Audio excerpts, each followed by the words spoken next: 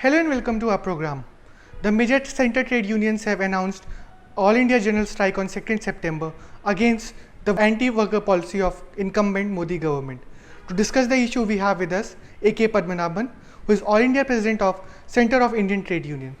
Hello, sir. Yes. The major center trade unions from different spectrums of the politics, be it right, be it left, are coming together to announce a general strike. So what's the reason behind this general strike which the trade unions have announced? First of all, I would like to say at first, in India, this is not the first time all the central trade unions are coming together.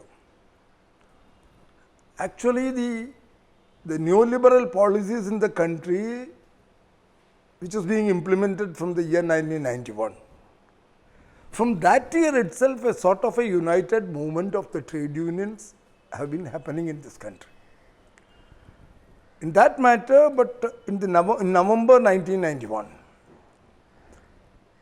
that was the first countrywide strike after the implementation of the neoliberal policies by the Narasimha Rao government.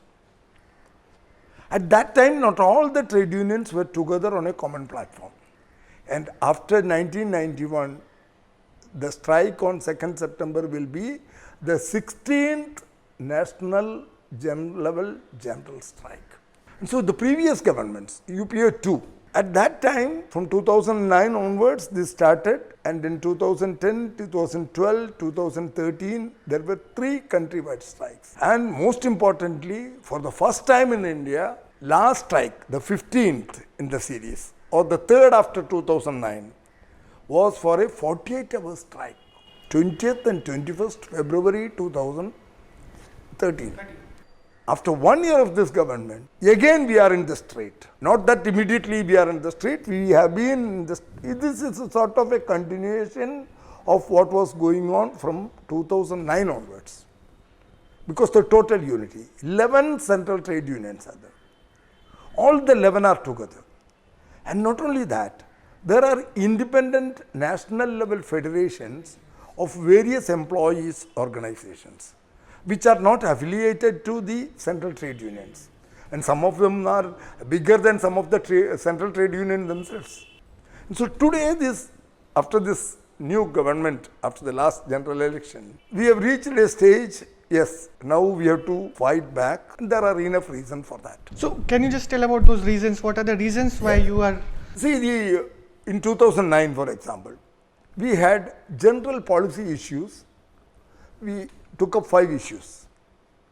And then by 2010, we formulated a 10-point charter of demands. And now we have a 12-point charter. This 10-point charter of demand, that's a basic issue. It is not confined to any section of workers.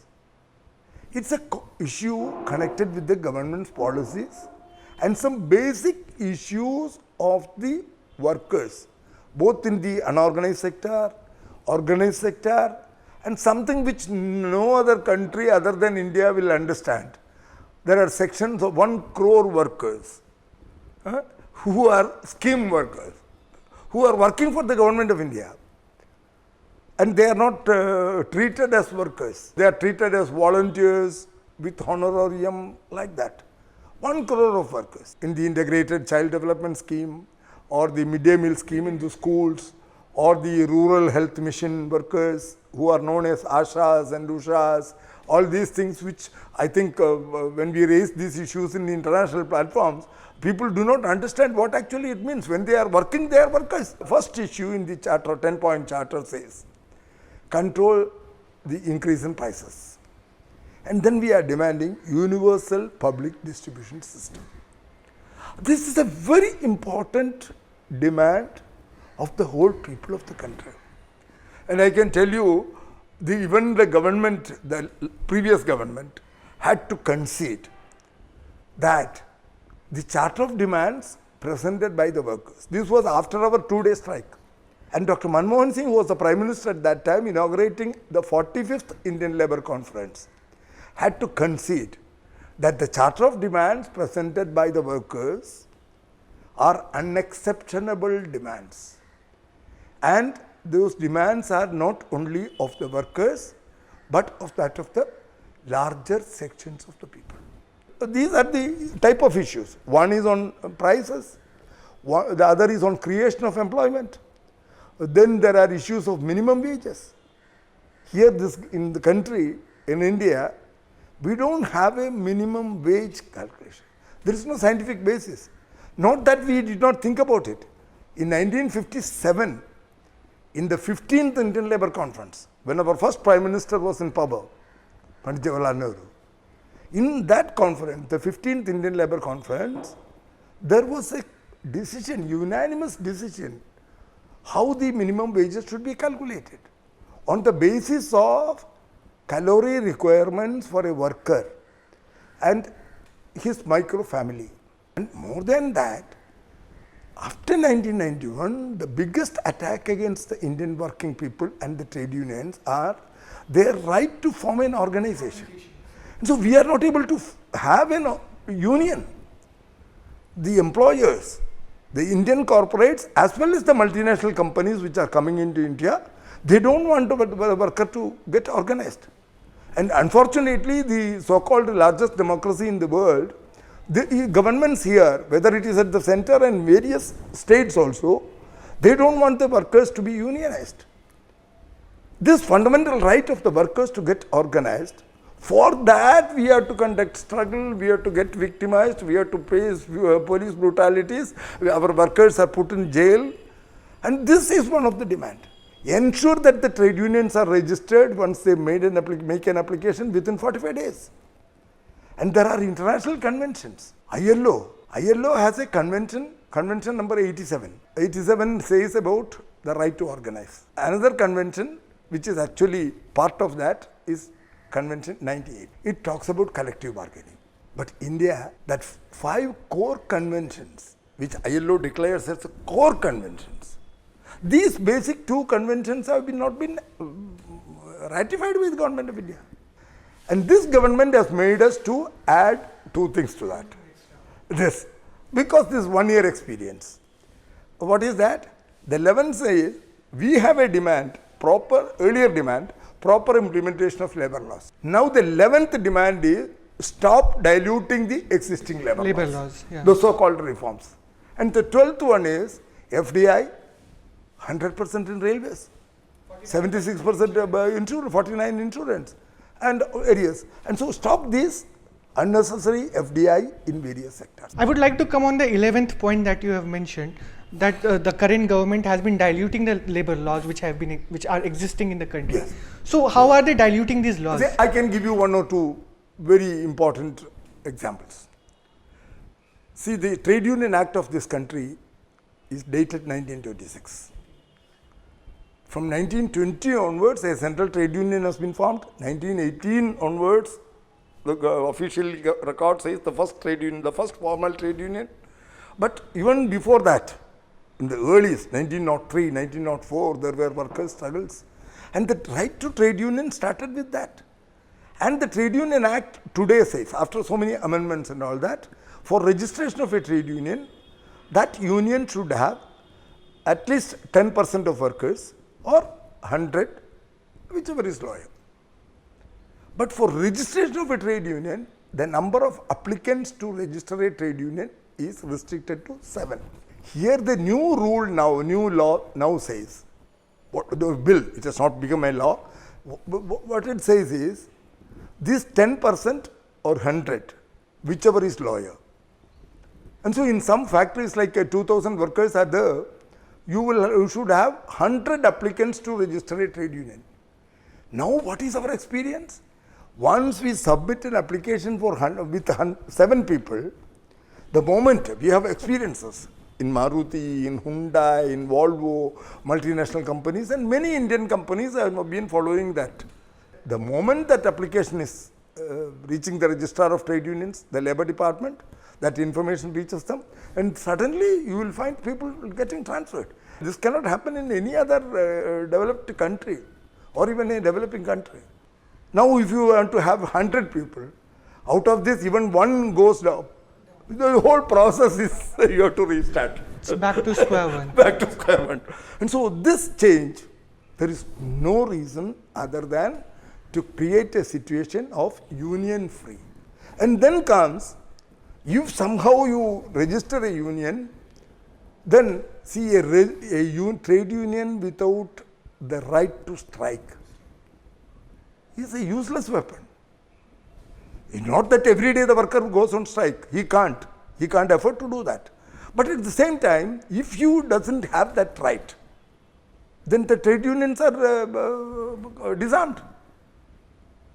And now the rule says, not only in essential service, already it exists in the essential services here. Now, every trade union, once you decide to go on strike, a strike notice is served to the employer and to the government, labor department. From that moment, the conciliation proceedings on that starts. And when the conciliation proceedings start, you cannot go on strike. And so you can't go on strike. And if you violate that, then now comes all punishments. 50,000 rupees fine. You will be jailed. All these things were there in the British period. When the trade union laws were not actually enacted. And we are reaching a stage actually back to not only square one, it is a minus square.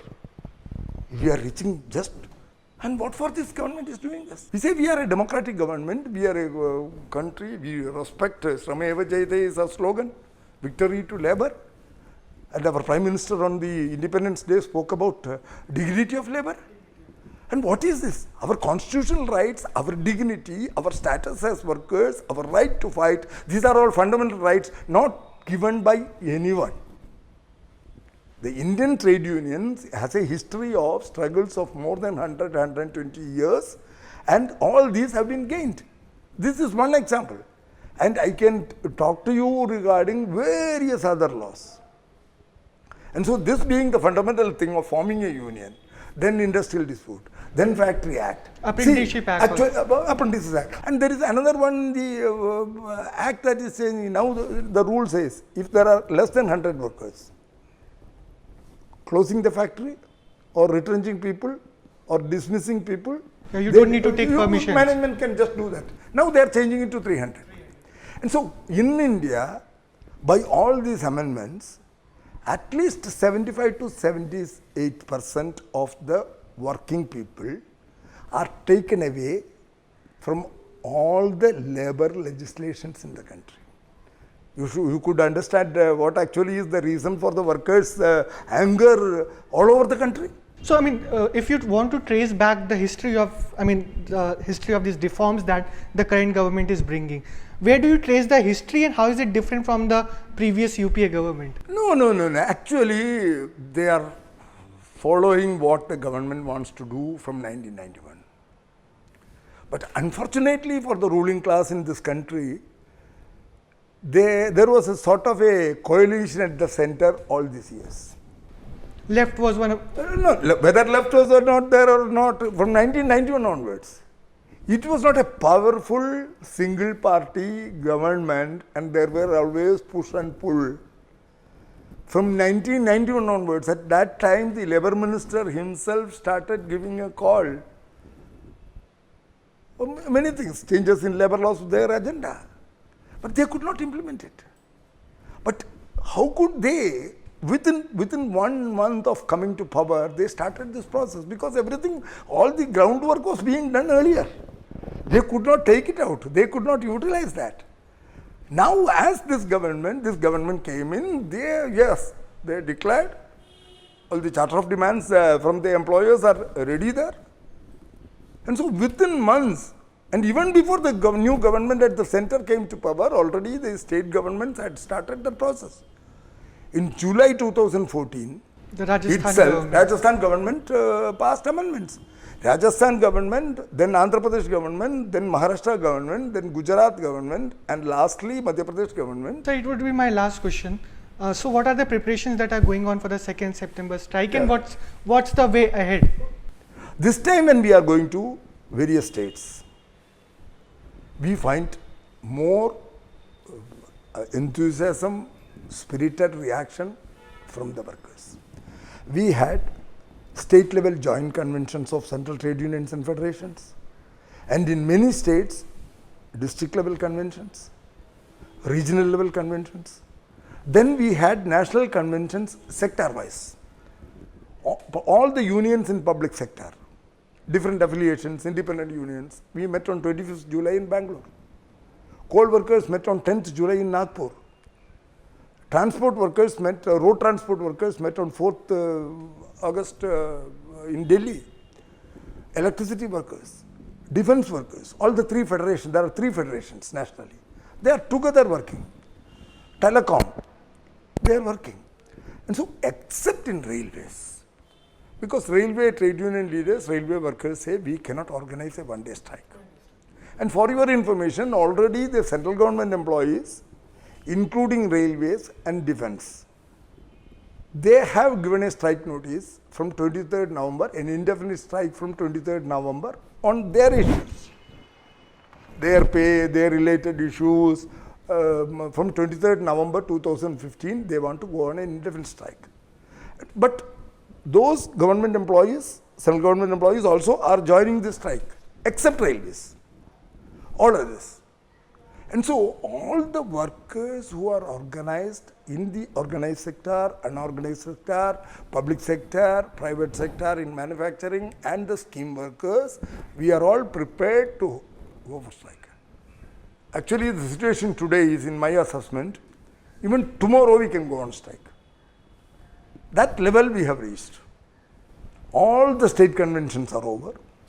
Now it is a sort of a work spot level, individual worker, meeting them, talking to them, preparing them. My organization, or generally we all feel, it is not a question of organizing a strike for 20 or 4 hours alone.